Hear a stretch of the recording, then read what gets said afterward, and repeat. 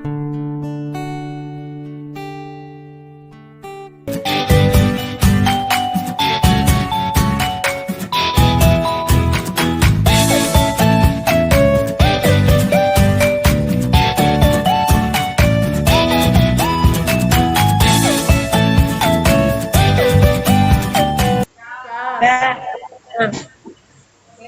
Assalamualaikum warahmatullahi wabarakatuh.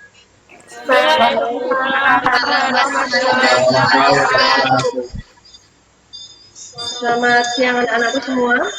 Selamat siang, Bu. Apakah teman-teman kalian sudah masuk di web ini semua? Sudah. Cek dulu ya, sepertinya sudah banyak yang masuk belum. Ya. Bagaimana kabar kalian hari ini? Alhamdulillah baik. Baik ya. Oke, terima kasih. Alhamdulillah kalau semuanya masih diberi kesehatan, kita bisa belajar walaupun masih secara daring ya. Sebelum kita mulai pembelajaran kita pada siang ini, marilah kita berdoa dulu ya menurut agama dan kepercayaan masing-masing. Ayo ketua kelas silahkan memimpin doa. Mas Danu silahkan memimpin doa. Sebelum memulai pelajaran hari ini, berdoa menurut agama dan kepercayaan masing-masing. Berdoa dimulai.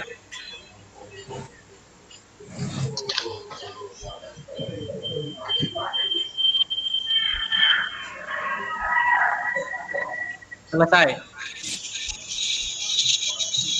Ya, terima kasih. Apakah kalian sudah mengisi presensi anak-anakku semua? Sudah ya? Nah, sekarang saya cek lagi presensi kalian. Danu. Ya, Bu. Danu hadir. Ya, hadir ya. Malinda. Ada. Dalimatus. Ada. Vina. Ada. Zeni.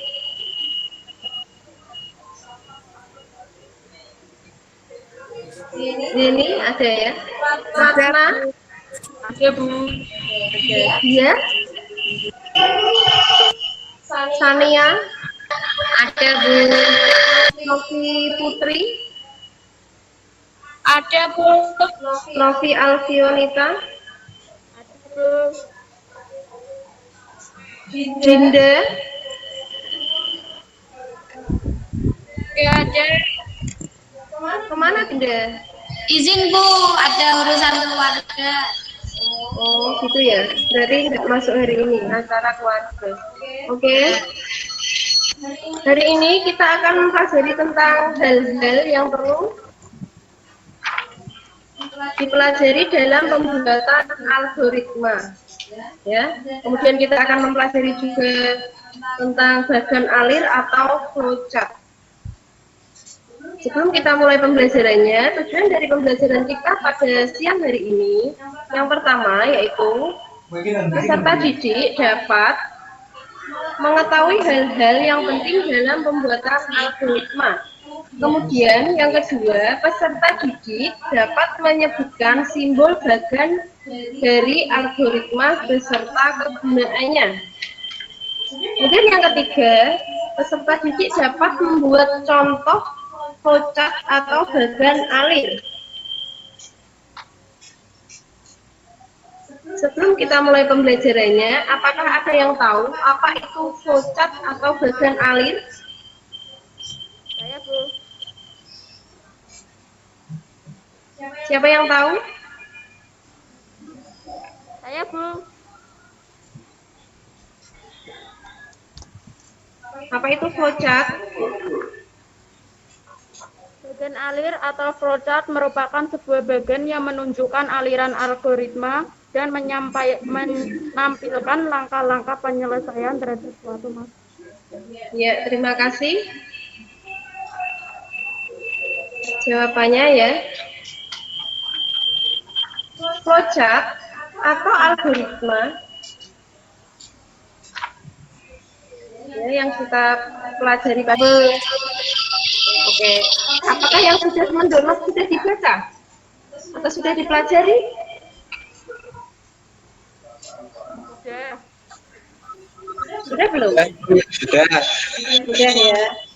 Oke, kalau sudah sekarang berarti kalian kerjakan dulu soal pretest yang sudah guru bagikan di link grup kelas kalian ya. Silahkan itu kalian kerjakan dulu, waktu mengerjakannya 20 menit ya. Silahkan mulai dikerjakan.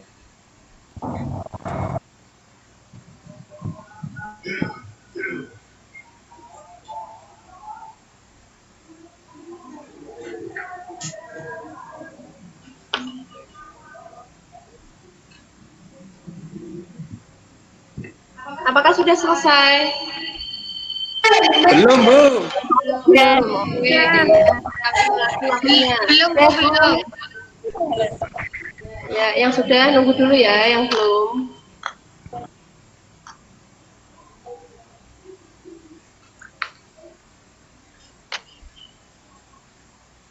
Apakah sudah selesai soal pretestnya?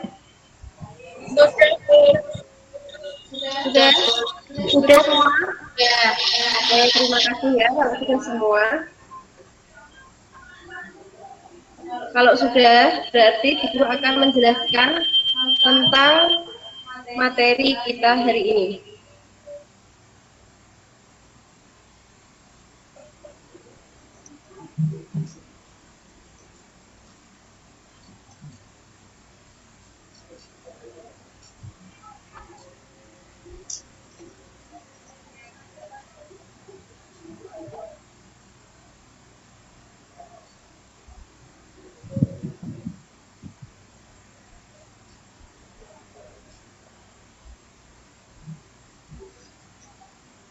Apakah sudah kelihatan?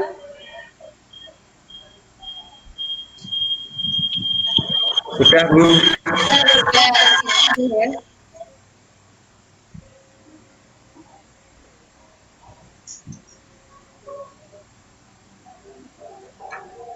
Coba di pertemuan kita yang ketiga ini, kita akan mempelajari tentang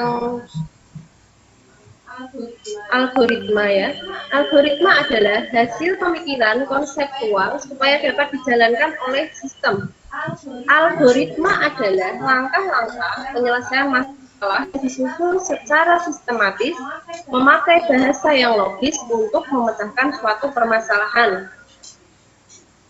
Untuk memahami pengertian logika dan algoritma, kalian sudah bisa membuka link di bawah ini ya, link YouTube ini, di sini ada penjelasannya. Kemudian hal-hal yang perlu diperhatikan dalam membuat algoritma. Yang pertama yaitu teks algoritma berisi deskripsi metode penyelesaian masalah. Yang kedua, tidak ada simbol yang baku dalam penulisan teks algoritma seperti simbol bahasa pemrograman. Yang ketiga, semua orang dapat membuat aturan penulisan dan notasi algoritmanya sendiri. Yang keempat, notasi algoritma bukan notasi saya. Oke, lanjut ya. Kemudian, terdapat berbagai alasan seseorang untuk menggunakan flowchart. Coba dibaca Zeni, coba. Alasan seseorang menggunakan flowchart itu kenapa? Saya, Bu. Ya, Zeni, silakan. Terdapat berbagai alasan bagi seseorang untuk menggunakan flowchart, antara lain sebagai berikut. 1. Dokumentasi proses. 2. Petunjuk untuk memecahkan. 3. Pemrograman. 4. mengomunikasikan hal-hal yang prosedural. Ya, ada 4 ya, jadi terdapat 4 alasan seseorang untuk menggunakan flowchart. Alasan yang pertama yaitu dokumentasi proses. Jadi untuk mendokumentasikan proses dari suatu kegiatan. Yang kedua, petunjuk untuk memecahkan. Jadi untuk memecahkan sebuah permasalahan biar mudah kita ingat ya. Kemudian yang ketiga, pemrograman. Memakai bahasa pemrograman. Kemudian yang keempat, mengomunikasikan hal-hal yang prosedural. Kemudian lanjut. Di sini ada simbol bagan alir atau simbol dari flowchart. Ya. Simbolnya seperti kalian lihat pada gambar. Ini subproses.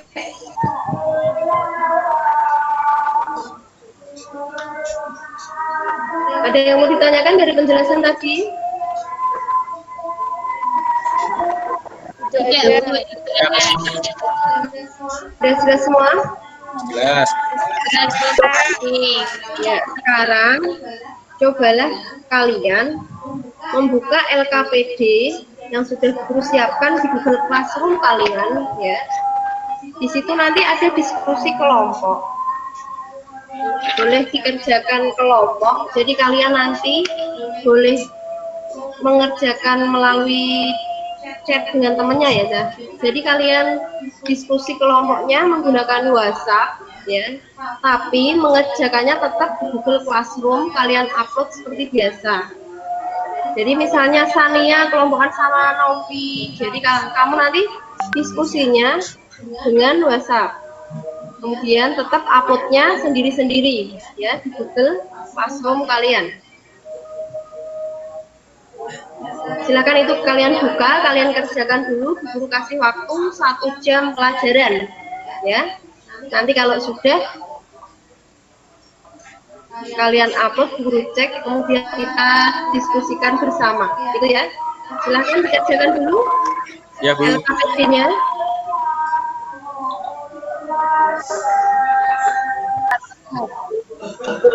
Yaitu menyebutkan simbol bagan alir serta kegunaannya.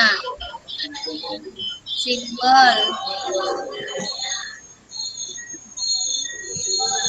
nama dan kegunaan terminator. Simbol ini berfungsi untuk menandai awal dan akhir sebuah flowchart dan terdiri dari 2 label.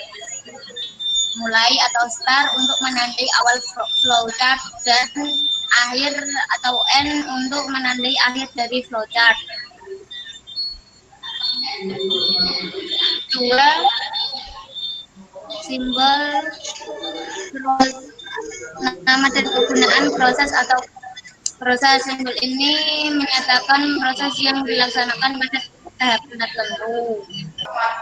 Terima kasih Sania. Gimana teman yang lain? Mau menambahi? Atau sudah cukup jawaban dari Sania? Cukup, Bu. Ya. Sekarang nomor 2. Siapa berani untuk nomor 2 perwakilan dari kelompok 2? Saya, Bu. Ya, silakan Danu.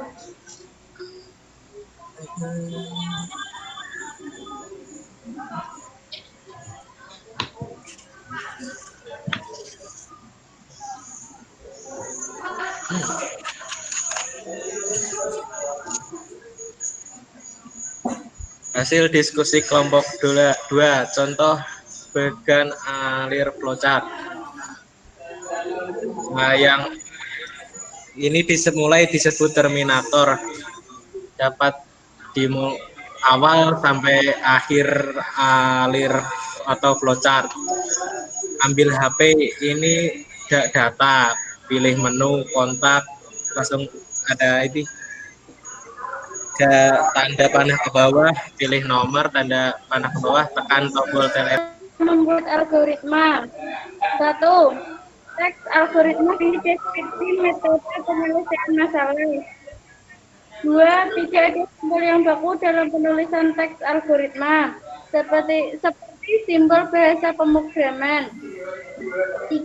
Semua orang dapat membuat aturan penulisan dan notasi algoritmanya sendiri.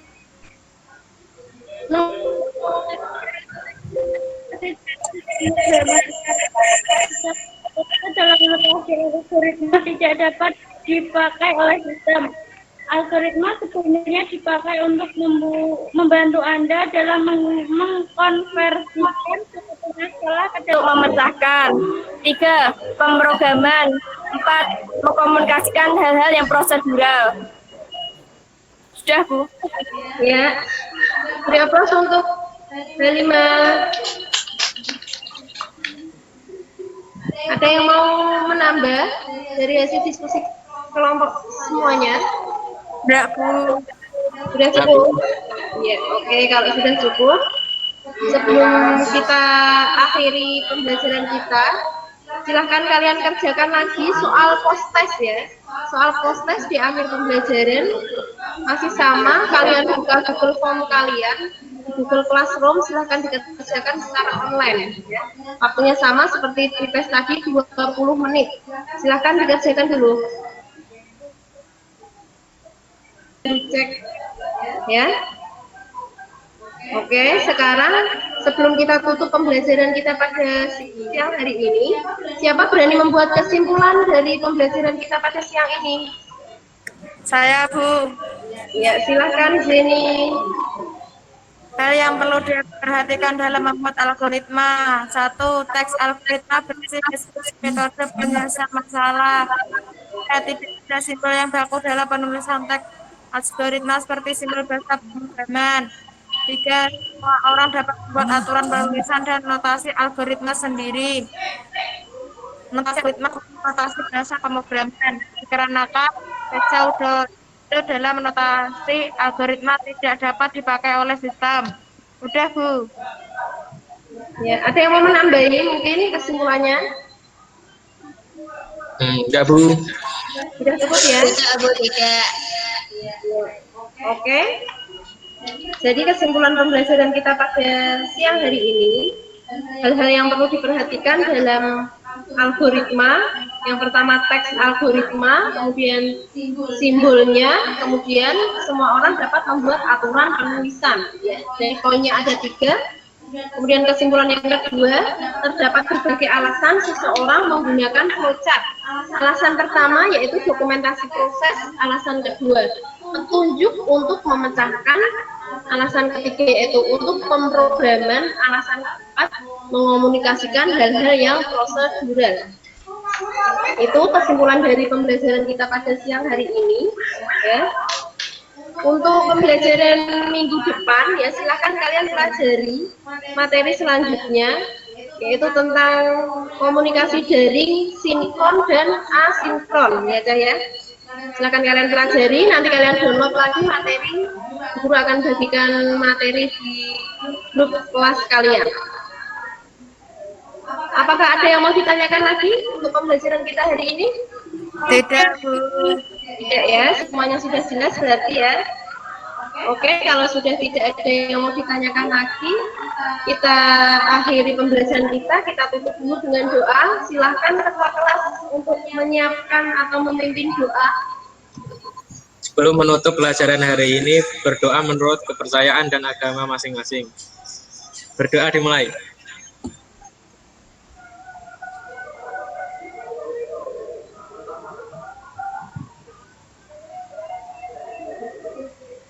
Berdoa selesai. Oke, demikian pembelajaran dari guru pada siang hari ini. Kurang lebihnya mohon maaf. Jangan lupa tetap jaga kesehatan, jaga jarak, cuci tangan, selalu pakai masker kalau bepergian. Semoga COVID segera berakhir dari negara kita dan kita bisa sekolah lagi secara tatap muka, ya, bisa berjumpa dengan kalian semua di sekolah. Saya akhiri, wabillahi taufiq wal hidayah. Wassalamualaikum warahmatullahi wabarakatuh. Waalaikumsalam warahmatullahi wabarakatuh. Terima kasih semuanya.